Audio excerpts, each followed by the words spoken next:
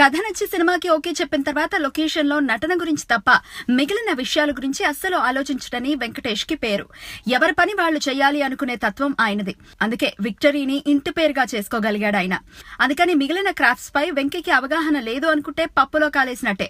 సినిమాకి సంబంధించిన 24 శాఖలపై మంచి గ్రిప్ ఉన్న పరిపూర్ణమైన సినిమావాడు వెంకటేష్.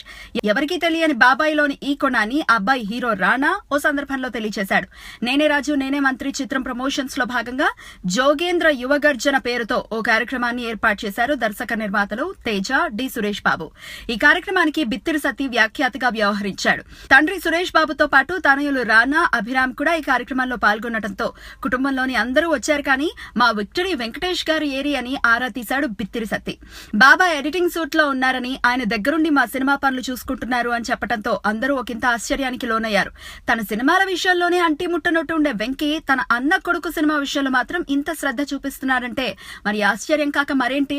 కొంత విరామం తర్వాత సురేష్ ప్రొడక్షన్స్ నుంచి వస్తున్న సినిమా ఇది. పైగా అబ్బాయి సినిమా కావడంతో తన చుట్టూ హీరోగా కట్టుకున్న పరదాను తొలగించేసి టెక్నీషియన్ గా మారిపోయాడు బాబాయ్ వెంకీ. కృష్ణం వందే జగద్గురం సినిమాలో కూడా అబ్బాయి రానా కోసం బాబాయ్ వెంకీ ఓ పాటలో స్పెషల్ అపీరెన్స్ ఇచ్చిన విషయం తెలిసిందే. ఈ సినిమా ప్రమోషన్స్ విషయంలో కూడా ఏమాత్రం వెనక్కి తగ్గడం లేదు. ఎన్టీఆర్ బిగ్ బాస్ షోను కూడా ప్రమోషన్ కి విచ్చలవిడిగా వాడేసుకుంటున్నారు దగ్గుబాటి బ్రదర్స్. 11వ తారీఖున ఈ సినిమాకు పోటీగా 2 సినిమాలున్నాయి. అందులో ఒకటి జయజానకి నాయక అయితే రెండవది లై. 2 ప్రెస్టీజియస్ సినిమాలే. అందుకే ప్రమోషన్ విషయంలో అందరికంటే ముందుండాలని ప్రయత్నిస్తున్నాడు నిర్మాత సురేష్ బాబు. ప్రమోషన్ విషయంలో ఎంత హంగామా చేసినా సినిమా బాగుంటేనే డబ్బులొస్తాయి. ఇది ప్రతి ఒక్క నిర్మాత గ్రహించాల్సిన విషయం.